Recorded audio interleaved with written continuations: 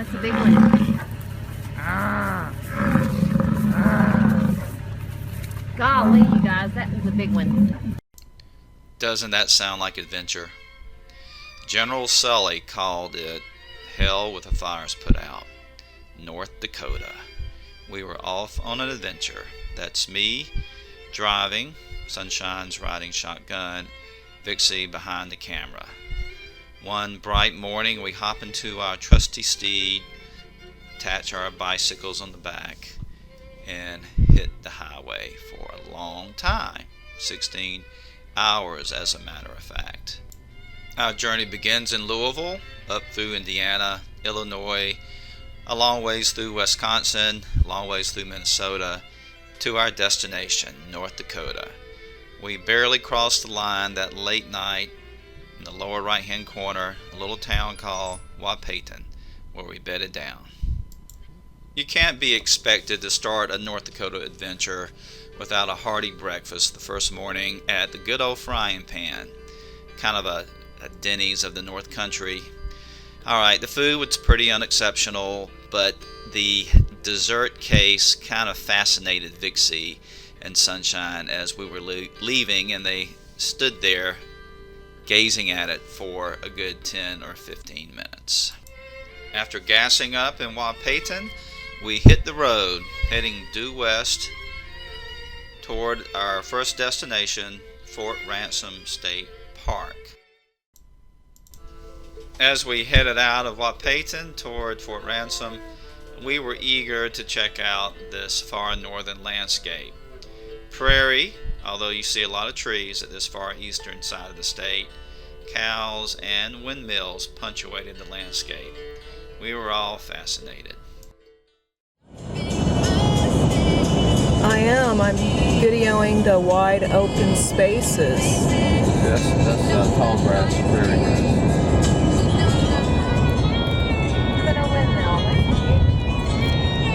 That's a real one. Still comes more. The cows around here look different, don't you think? Oh, they're having sex. Holy mother of God. Look at them. I got the cows. Vixie got the cows, as she did quite frequently on our trip. Our first actual stop was this wooden church on the side of the road. The church itself caught our attention, but what was most fascinating was, as we were looking up at it, this giant woman came by and offered to stand right beside the church so we could photograph her standing next to it to get a really interesting perspective on how giant of a person she really was. A few miles later, we encountered this abandoned, quite dilapidated old building along the side of the road, and we were drawn to it. We wanted to check it out. And although Vixie and Sunshine expressed concerns about things like snakes and ticks, they were troopers and decided to go forth. Unfortunately, as you see Sunshine entering the building, we heard her terrifying screams and ran and found her covered with both ticks and snakes and had to pull her out by her ankles. Next stop, this restoration of what was called a bonanza farm. Nothing like the Cartwright farm, unfortunately, but it was interesting in its own right. This one was called the Bag Bonanza Farm. Basically a type of high production farm that was quite common in this part of the country 50 to 70 years ago. It was closed actually when we got there, but we just wandered around the campus and checked out the buildings. We thought it a pleasant place. Despite our many adventures, we finally made it to Fort Ransom State Park that afternoon. It's located near Fort Ransom itself, originally a fort built to protect the white settlers from the local Indian population who had difficulty understanding that white men were entitled to take over their land. The park itself was quite beautiful. We spent time bike riding and hiking in the area, and of course hanging out in our new digs, which was a yurt. Oh, that is beautiful. Look at that. Wait a minute. I didn't mess up anything. Except, well, Add a Vixie at the end. didn't get Vixie at one end of it, but other than that, really good. Gives you can see her looking out at it, so it kind of gives you an idea of the perspective.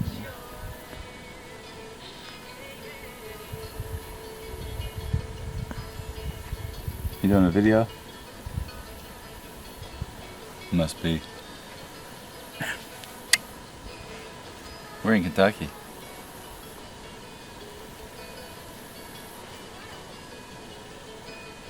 Aww. Oh no.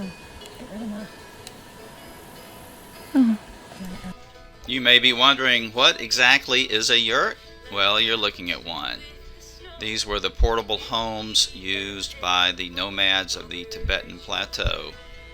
And as you can see, they're quite roomy and attractive. Let's take a tour with the queen of yurtness herself, Vixie Mohan. Well, here we are at Peterson Yurt. We are in Ransom State Park, and I'm going inside so I can show you our abode.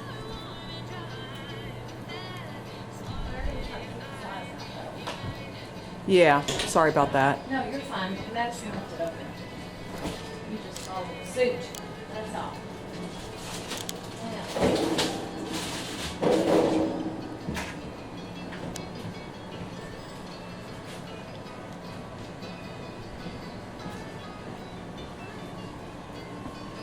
I'm telling you, I can have one of these. I know, isn't this just so cute? All I need is a little acre somewhere. Somewhere in the country. And there's the front door right there. There's our bar. And there's our ceiling that goes up and up and up. Our own yurt. This is the morning of, what is it today? Sunday? Sunday morning. And we, Sunshine up, and I've been up for hours, getting ready, getting breakfast.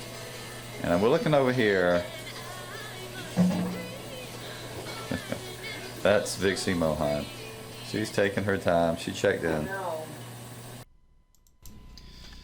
The next day, we hit the Cheyenne National Grassland to bicycle over a trail that bisected the grassland. I was really looking forward to it, but it turned out to be somewhat of a disappointment. A disappointment, that is, to Vixie and Sunshine. They thought it a bit monotonous. It was really warm that day, and the biking trail had sand booby traps, which they did not like. I was a little contented with it. I was enjoying myself though, but not Vixie and Sunshine. Here's one of the pockets of trees that we found, which were kind of interesting. Odd fungus growing up the trunk of this one, and other interesting tree phenomena. Settlers in the Old West called their Conestoga wagons prairie schooners because they often looked like they were gliding along on a sea of prairie grass. Here our rented 4Runner kind of gave me that same impression. This attractive lake, one of many just like it scattered all over eastern North Dakota, is called a kettle lake. They were formed during the receding of the Ice Age, the ice sheet. Big chunks of glacial ice were left, and as they melted, they depressed the soil, creating small lakes.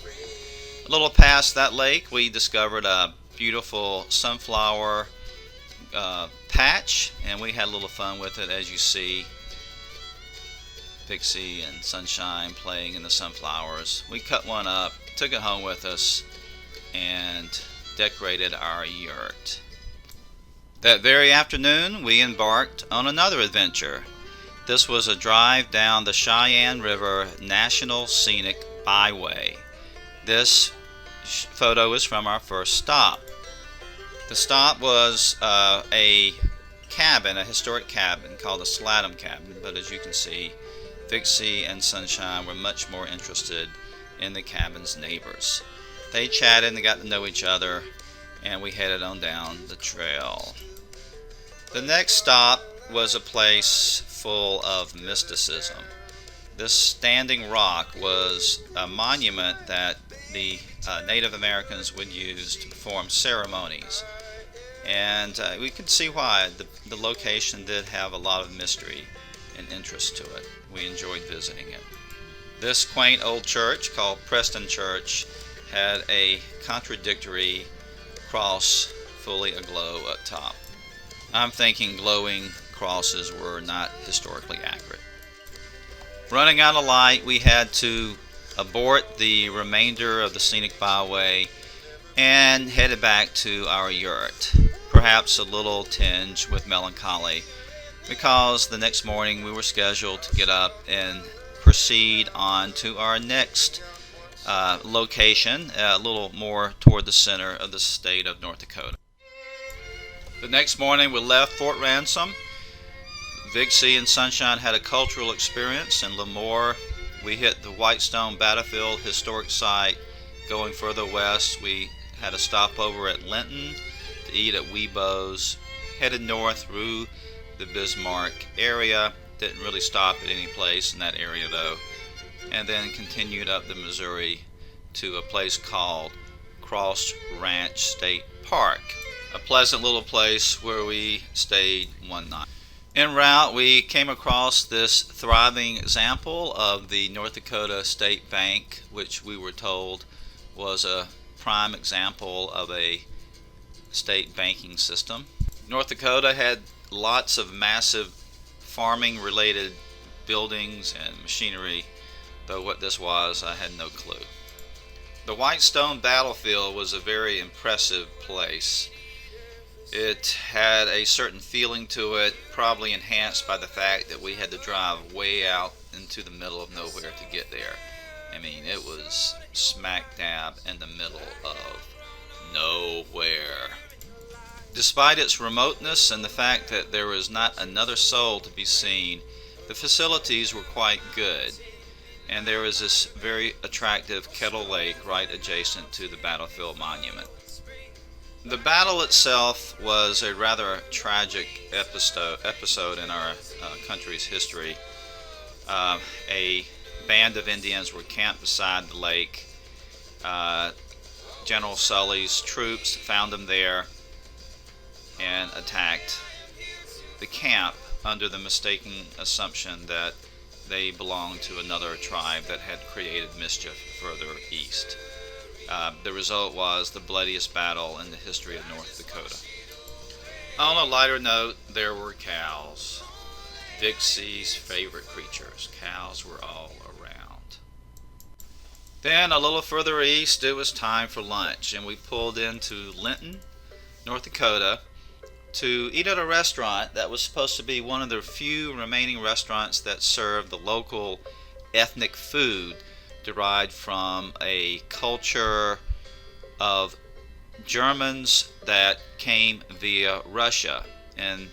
But unfortunately, when we got there, the only item left on the menu that was of that cuisine was sold out for the day. But we found this crusty old fella, just some evidence that there was another time and another day in this part of the world. Toward the end of the day, we made it to our final destination, Cross Ranch State Park, where we were to stay one night in a cabin.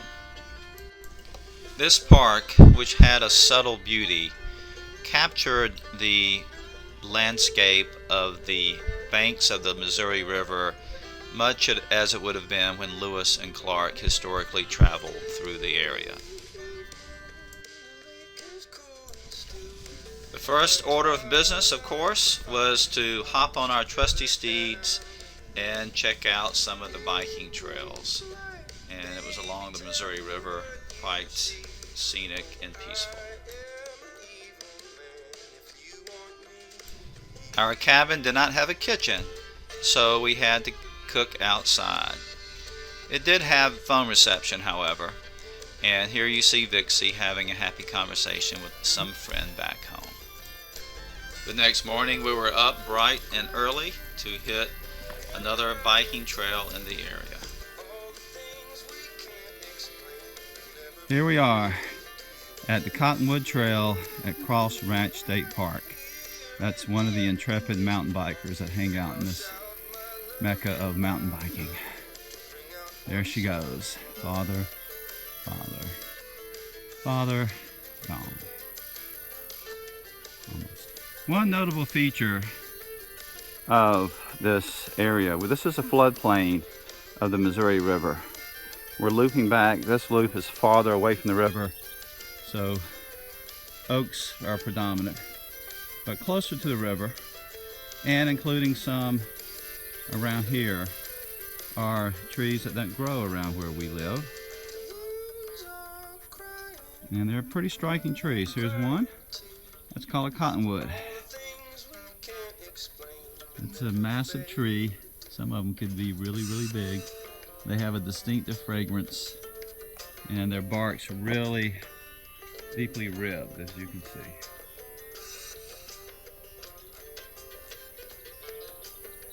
All right, my biking partners are way ahead of me, so. Our agenda for the next day had us leaving Cross Ranch State Park, visiting the Fort Mandan Historic Site, the Knife River Indian Villages National Historic Site, ending up the day at Lake Sakakawea State Park.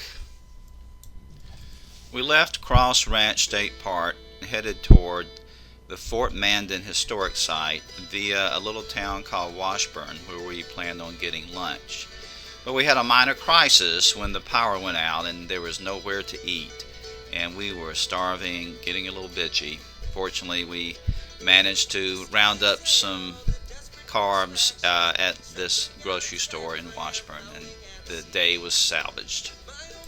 Before going inside the Lewis and Clark Interpretive Center, we thought we would sit at a picnic table and get a bite to eat. Next to us sat another family, and we started chatting with them. Now, this was really the first time we had spoken much to other folks. We had heretofore pretty much kept to ourselves, but lo and behold, that family was from Louisville, Kentucky.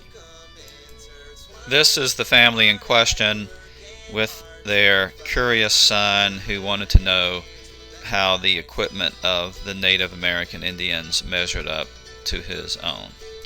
I don't recall who these statues were of, important Indian leaders of the Lewis and Clark expedition, I presume. After checking out the interpretive center, we went to explore a restoration of Fort Mandan, which was where Lewis and Clark and company spent the first winter. I guess it was too cold. Maybe the river was freezing up at that time. So they stayed here until spring came around near several Mandan Indian villages and established connections with the local Indian population. Just outside the parking lot of the fort was a giant chocolate dog that the Indians had carved themselves and had given to Lewis and Clark as a gift. Well, actually, the dog was Seaman, who was the companion of Lewis and Clark as they journeyed out west, and I think he made the trip all the way back home as well.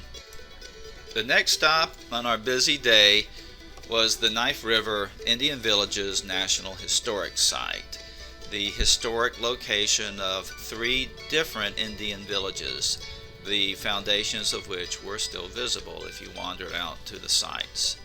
What fascinated us the most was the Park Service's reconstruction of one of the earth lodges that the Indians lived in. Deceptively small on the outside, once you walked into its interior, it was surprising how commodious it was. They purportedly kept the inhabitants warm in the winter and cool in the summer. We are at the Knife River Indian Village, and we're about to go into this really cool earthen house. And since at the time I didn't have a house, I thought how inexpensive it would be to come home and make myself an earthen house, something like this. Of course, I would have to enlist my son to help me with this, but I thought this would just be so cool. It would be a really neat way to live. So here's what it looks like on the inside, and it was so nice and cool in there even though it was hot outside, so I know that it would be well insulated, the temperature would be great, and I just think that it would be a simple way to live. And as I said, I was completely inspired until we got about 25 miles down the road, and then I started thinking about renting a real house or a real apartment. But I did enjoy seeing all the creative ways that Native Americans used bones and rock and the things around them, particularly doorbell. Ta-da! Not quite as exciting as the big O. It did come from a buffalo. During our trip, we stayed in a number of pretty interesting hotels. When we reached the town of Riverdale, we stayed in this converted high school that had been turned into a hotel. The rooms were in former classrooms, and I ended up waking up in the middle of the night, sleepwalking through a lecture on philosophy. Vixie and Sunshine were enamored, of course. Once we settled into our classroom, we drove out to Lake Sakakawea, which is the largest body of water in the state of North Dakota. Yeah, of course, it's an impound, an artificial lake, but it was quite beautiful, and we had fun kicking around the beach, looking at the birds and watching the sunset. It was a pretty little spot, and it was a nice way to cap off the evening before heading back to our room for the night.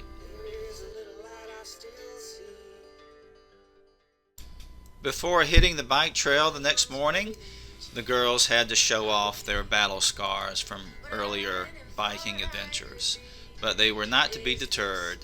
We hit the trails around the state park at Lake Sakakawea, and everybody really enjoyed this route.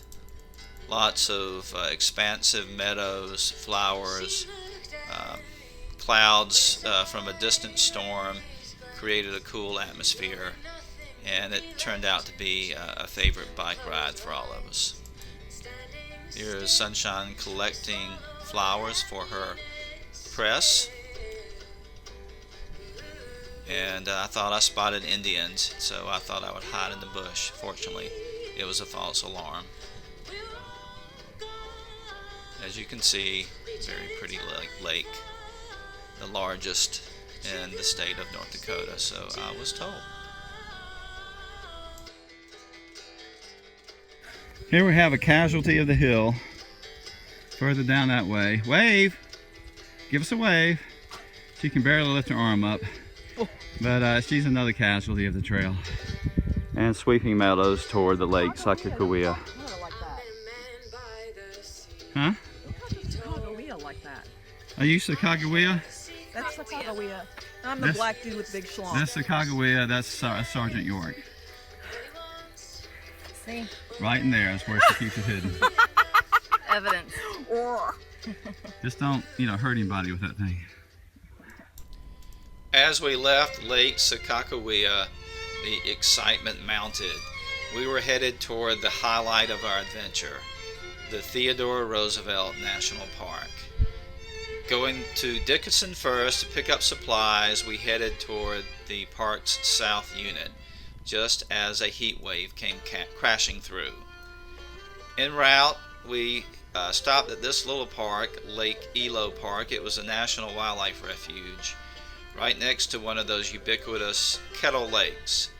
And as often happened, there was no one there beside the three of us. It was a beautiful day, great facilities, very pleasant little spot, but for some reason the locals just didn't take advantage of it. We broke out some drinks and a cooler we had in the car and had ourselves a little picnic. That mountain was not yet named, but we were working on it. Nearby was a display of a ring of stones. There was some mystery associated with it, but a teepee was erected here at some point in the past. Medora was the name of the town near the entrance to the park. It had some history in its own right. It was a strange hybrid of a tourist town with authentic roots. These are real cattle brands from the local area in the back of these benches. We all liked the park a lot better than the town, but there was a place or two that we spent some time. Another place we spent some time was the visitor center to the park, where all three of us spent a few bucks buying souvenirs and gifts. We also went on a tour of the Maltese Cross Cabin, one of Theodore Roosevelt's early ranches that he purchased in the area. There you see the Maltese cross, after which the cabin was named. Finally, we hit the park itself. Surprisingly enough, the interstate went right through it, as you can see here. As one looks around the south unit of the park, you can see what General Sully meant by claiming it to be hell with the fires put out. Lots erosional artifacts everywhere, buttes, canyons, a lot of different variations to look at. It was a bit parched, not a lot of trees, but this just simply allowed the viewer to see the landforms more clearly. Behind us is the Little Missouri River, which is the main river that carved these unusual landforms. Well, here we are at Theodore Roosevelt. And of course, Daredevil Sunshine is up on the precipice yet once again. Give us a wave, Daredevil. And you can see the beautiful valley behind us and the erosion that goes on and on. And here it is, 8:30 in the morning. It's already hot. And guess who's complaining about the heat? The Coyote Princess herself. The coyote princess. Where'd you come up with that? Oh.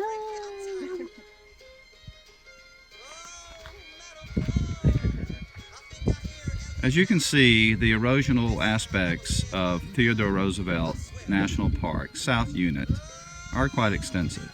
We're up on a high butte looking over the land. And here's some of the local wildlife.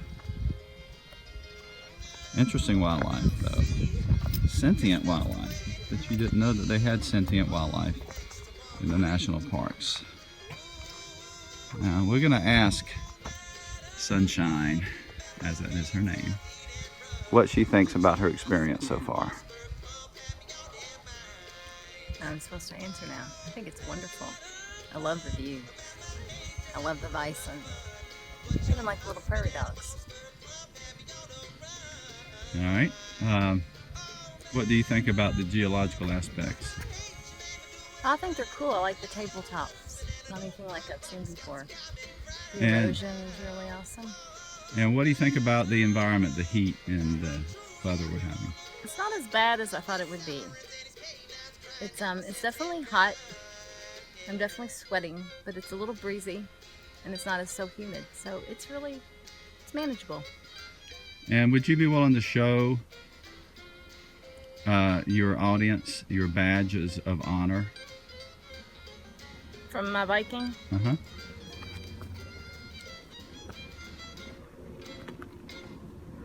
They're not too bad. You need to get them from Vixie. They're even worse. There we go. Thank you. You're welcome. Say farewell to your audience. Farewell, audience. This shot is on the road out to our cabin for the very first time, a place we would spend 4 nights. Even though a lot of the land was used for cattle ranching, make no mistake about it, it was smack dab in the middle of wilderness. The cabins were called Wanagon Creek cabins, and as you can see, there was scoria placed in front of the cabin for the parking area. Scoria is clay that has been scorched by burning coal veins. Very pleasant little cabin. We enjoyed staying there.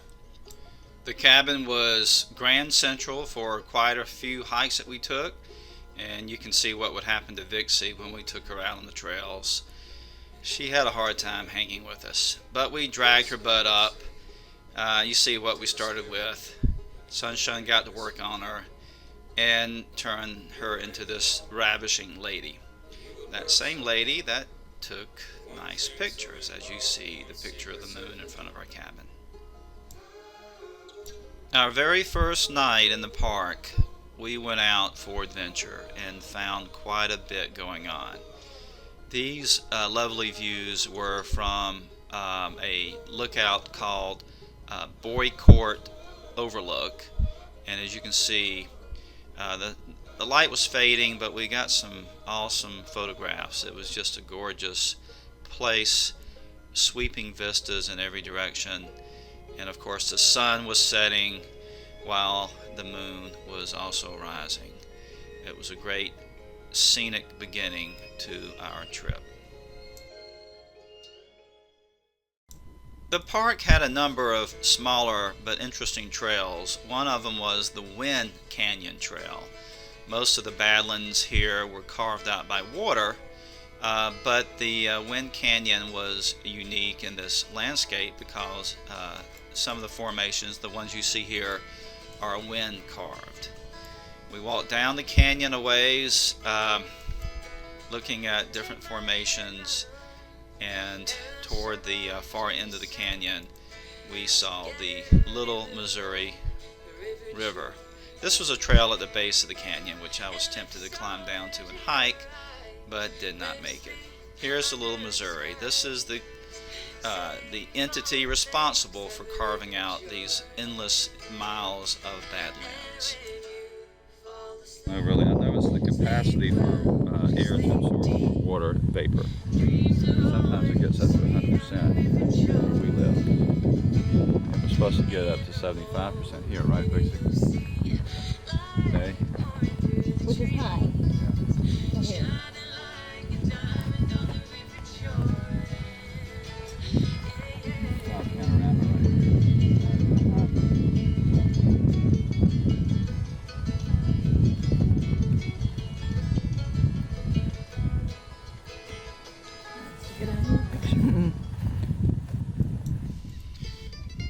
The park wasn't entirely about geology. One of the other stars of this area was an assortment of wildlife. Probably the cutest representative of the local fauna were the prairie dogs. No, that is not a prairie dog, though she certainly is cute. Prairie dogs are all around her in massive prairie dog villages. There were maybe 10 or 15 of these villages scattered around the park, and as you can see from the little mounds, you can see way off in the distance they were huge tracts of land. It was great watching them play and frolic around their little homes. The other types of wildlife tended to be somewhat elusive, but you could always get your wildlife fix by pulling up to one of these villages and watch the cute little critters go about their daily lives. Here they're feeding, watching out for predators, the worst of which was the black-footed ferret, which would climb down into the holes and take one of the prairie dogs while they were in the middle of their naps or whatever. Who, you may ask, is this intrepid wildlife photographer that had the courage to get up so close to these wild and vicious critters? None other than Sunshine Hagen herself. She was so enchanted with the antics of prairie dogs that she considered, and maybe she will one day, writing a book featuring a little prairie dog family.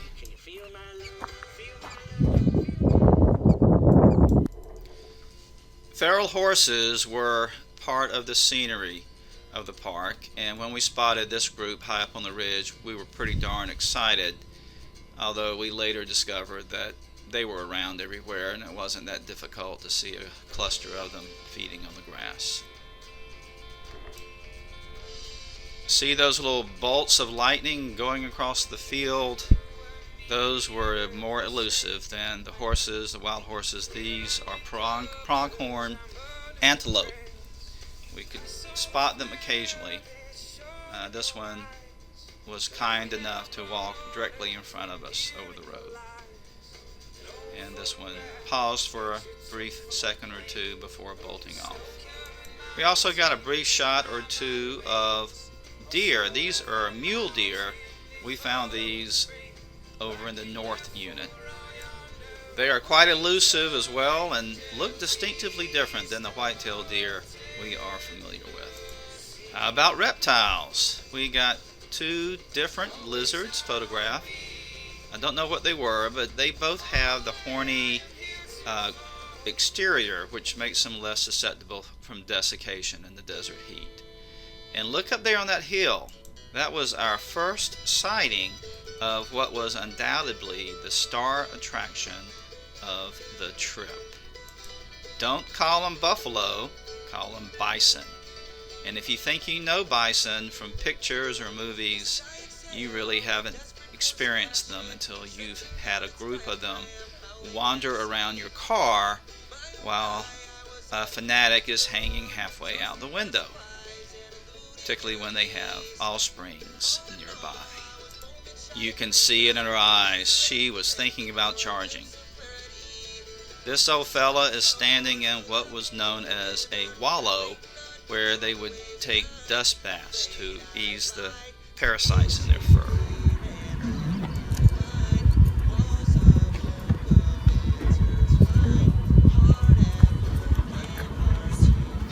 Scratch one up there.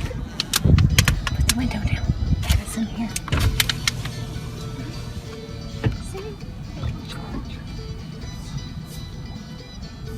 Now, you know what? Wow, look at those balls. I know. That's a grandpa bison. You know what I'm saying? He looked like a grandpa. They're so used to cars, they don't give a shit. So that's only a Toyota 4Runner. I'll wait for a Mercedes before I charge. Oh, did you hear it, Vix? You hear it? It's calling for its mom, though. This could be an issue. If we come between it and its mother, like, I'm stuck in it. Stop, stop, stop, stop, stop, stop, stop.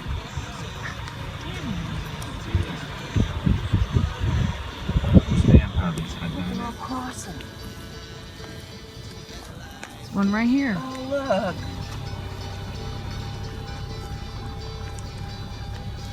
Those babies are so cute. Yeah, what are they doing? They're gonna. I hope you paid your renter's insurance, Madison. Okay.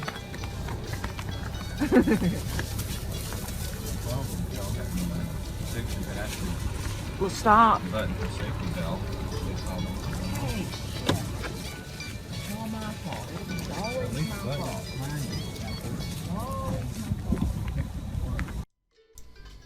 The Coal Vein Trail was not one of our favorite trails, not because it wasn't beautiful, but because it was hot, sticky, and maybe we were a bit tired that day.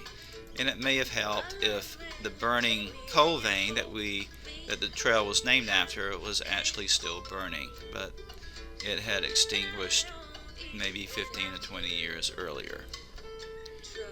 This is what the results of the coal vein is. You can see the reddish clay. It's called scoria, as I mentioned earlier. These little nodules are called accretions, and we'll see some more elaborate examples of that later. A photographic tree that Vixie took, and some kind of aggregate boulder along the trail here. This park is called the Theodore Roosevelt National Park because old Teddy owned a couple of ranches in this area earlier in his career before he became president. One day we decided we would take a trip going the back way to one of the ranch sites, the Elkhorn Ranch. We never made it to the ranch itself, although the trip there was fairly scenic through some really remote wilderness. I mean, we went from miles and miles into the middle of nowhere. And as you can see, saw a lot of scenic formations. One notable feature of our trip was this innocent-looking hill. This is no ordinary hill. The little white speck you see is actually me.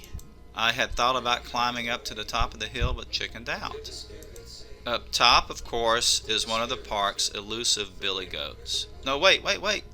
That is actually Sunshine. She was the only one to climb to the top of the hill.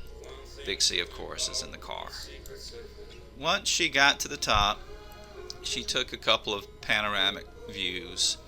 Pretty striking, I must say. It's just beautiful land all around us. I really love this shot with the pink bands, a little patch of sand, and the beautiful sky. No one saw it firsthand but her. On the way back to the cabin, after failing to find the ranch, it started getting dark, and the place was so remote. Even though these sunsets were beautiful, we really had a sense of isolation. My second favorite hike of the whole trip was the Petrified Forest Trailhead. It was a hot, sweaty day, and we had concerns about going out into the sun, but it sounded like a really interesting place to visit, so we persevered. This little erosional feature was just a little taste of what was to come. But before we got there, we had to cross a prairie, which looked pretty uninteresting. It was just a flat area, but things quickly changed. Here we are hiking the trail to the Petrified Forest. We go across an upland prairie where this hiker has discovered a rare form of prairie rose. He took a picture of it. You can see the Badlands in the distance, but from where we are, just prairie. And you see the rare prairie rose.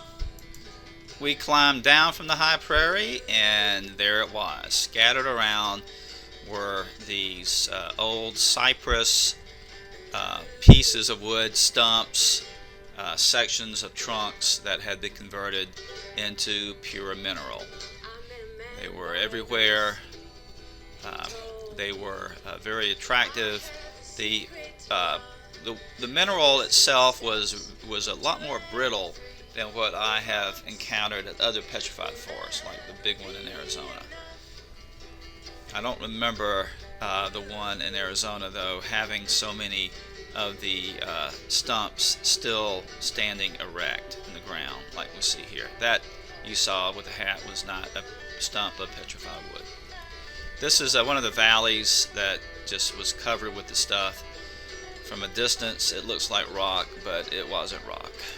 At least not rock in the traditional sense. Here you see, well, this is Sunshine culling the grounds for her favorite pieces, and yes, she took them home with her. Shame, shame, shame. cactus. This was a desert environment. It was hot, but it was such a striking environment that we forgot all about the heat. And it wasn't just the wood itself. As you can see, strange erosional features were everywhere. Cap rock formations of different sorts. Really a wonderful setting. And if you look hard enough, you can probably see Sunshine's pockets bulging out with petrified wood. Fortunately, this was too heavy for her to take home with her. And when the police showed up, she tried to get away by scurrying up to the top of this hill. And fortunately for her, it worked. There you see Vixie and Sunshine walking through an area. If you look around, you see rocks everywhere. They look like normal rocks perhaps to you, but in fact all of those little white pieces of rock are petrified wood. It's littering everywhere. Pretty cool, huh? Finally, the highlight of our trip, the culmination of all our efforts and all our training weeks before we even made the trip, to take our bikes down the immortal, legendary Madahe Trail. We were pretty psyched. Unfortunately, things didn't work out the way we had hoped. This land we're looking at, these cottonwood groves, near the Little Missouri River, and through here comes the Madahe Trail. The Madahe Trail that we started on began in a corral, and the ground was pretty loose, and we were thinking about bailing. But as you can see, this intrepid biker continued forward, and this second intrepid biker would not let a little sand deter her and kept going forward as well. Notice the big smiles they gave me. You can tell they're enjoying it. And we will pick this up next time. Bye. Neither Sunshine nor Vixie were very happy. It was just too sandy in the beginning where the horses had beaten up the trail. I was not to be stopped, however, and kept going. I got a little ways into the wilderness. This turtle symbol is the sign of the Madahe Trail. After our early morning exertions and all the sand and the rising sun, things started getting really warm, and I had to ascend a fairly steep butte to get a good ways into the wilderness. There's a trail, though, leading further into the wilderness. I did not take it. Here we are a couple miles into the Madahe Trail. Down that valley you're looking at now, that's where my intrepid cycling partners apparently retreated into the shade somewhere and are waiting on my return. You see, it's a wild land, beautiful, similar to what we've been through, yet subtly different. This feels like wilderness out here. No agricultural presence whatsoever except the occasional cattle post and the Madahe signs. I feel compelled to go forward now that I'm on the top of this ridge, but it was work, and there are probably more ridges to follow. The thing that drove me up here was the sign that said bighorn sheep lambing area, do not leave the trails. So I was hoping to catch a glimpse of those elusive critters. Although I never spotted the bighorn sheep, I did spot this macabre bone gate. After our cycling adventure, we hit the Chateau de Moray, the home of the Marquis de Moray. He built this place for his wife. Her name was Medora, and that is also the name of the town around the visitor center. We spent some time looking around. Sunshine in particular was really fascinated with this place. She spent a lot of time in all the various rooms looking at the placards and learning a lot about this domestic side of this experience. These horses were out in the wilderness adjacent to the chateau. Next stop was the visitor center. Even though the chateau wasn't Vixie's favorite, she spent a lot of time in here, as did Sunshine, looking over gifts to purchase. will the fun ever stop? Next on the agenda was steak fondue. Here, steaks were pierced with pitchforks and cooked in a vat of oil and served up with fixings. Here I am wondering who had stolen my steak, getting pretty upset about it. And of course that was the culprit. You wouldn't believe that she'd have room to eat 2 steaks, would you? Here she is. She was trying to apologize to me when this picture was taken, but I refused to accept her apology. I got another one, and here's Sunshine's attempt to take my steak away again, but I interfered just in the nick of time. And of course there's Teddy Roosevelt himself hanging out for a little bit. After Pitchfork Steak, we took in the musical in the venue next door. They were showing the Medora musical. Pretty hot in the beginning, but things slowly cooled off as we sat there and watched. It was entertaining, lots of country music, some gospel music, very talented musicians and performers, and we all found ourselves enjoying it quite a bit. These are the singers dressed up in their gospel garb. At this point, most of the images you have seen took place in the south unit of the park. On the last full day there, we decided to take the 42-mile drive up to the north unit, and we were glad we did. In fact, the hike we took in the north unit was the highlight of my trip. This was a view on the way as we neared the entrance. It was so striking in person, but I find that the images just didn't capture its grandeur. Here we are posing to go into the park. Never would guess that there was some ill will in the air at this time. These are the famous cannonball accretions that are found only in the north unit.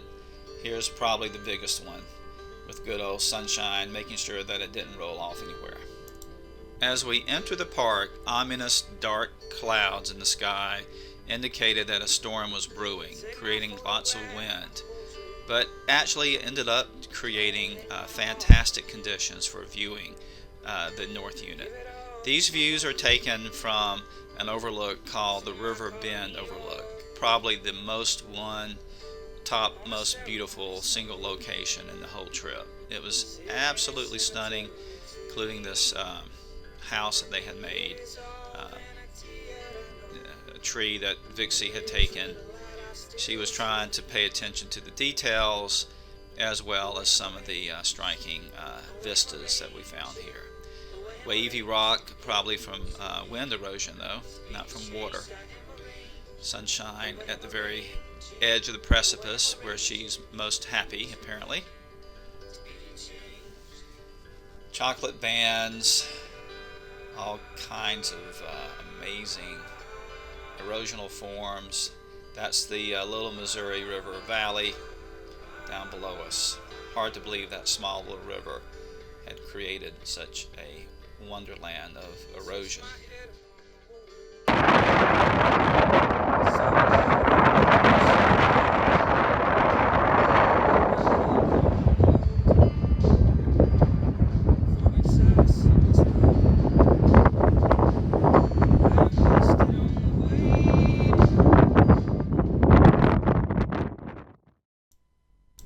My favorite single hike of the whole trip was down the Cap Rock Coulee Trail Sunshine and I took together.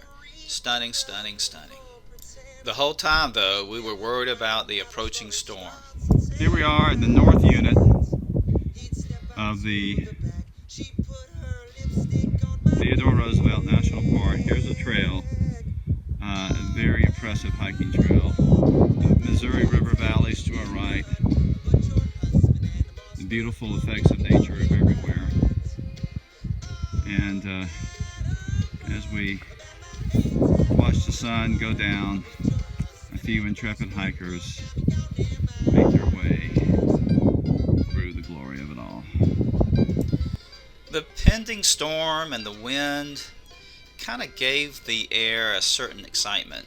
We were on the cusp of maybe a major catastrophe, that sort of thing, but we just kept on going. It was so gorgeous. The light was a combination of dark clouds and bright sunshine. Just such a unique experience for us.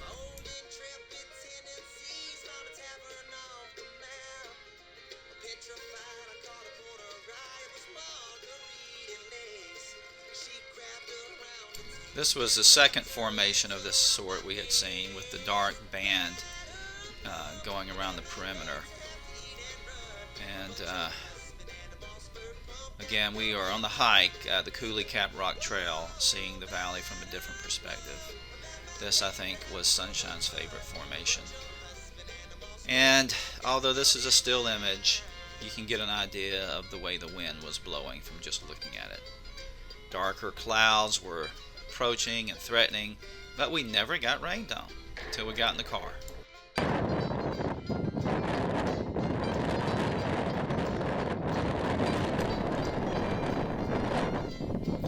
Listen to the howling wind, and if you look across the Little Missouri River Valley, notice the dark shadows, the ominous clouds. For a couple of hours we spent at this overlook, and the storm was threatening the whole time, but amazingly we stayed in our little pocket of sunshine. Notice how unsteady the camera is that Sunshine is holding. That's because the wind was that fierce.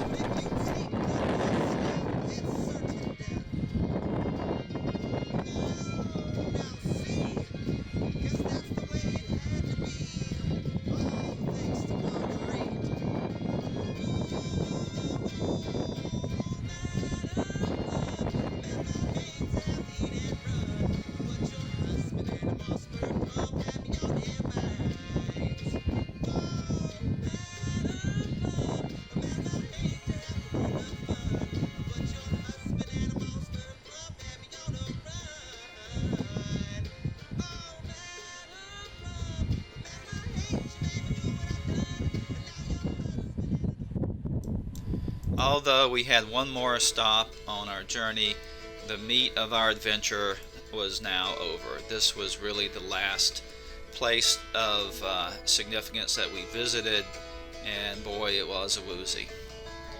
So we began our ride back home. Back across the state of North Dakota, all the way to its far eastern border, to the town of Fargo. Although we did some fun things here, we went out to eat and we looked around the town. The most notable experience that we had, and the only thing that we apparently considered meriting a photograph, was the little donuts that they put on top of their coffee cups. The next day we took the long 16-hour drive back to the Ville and returned to our former lives. The end.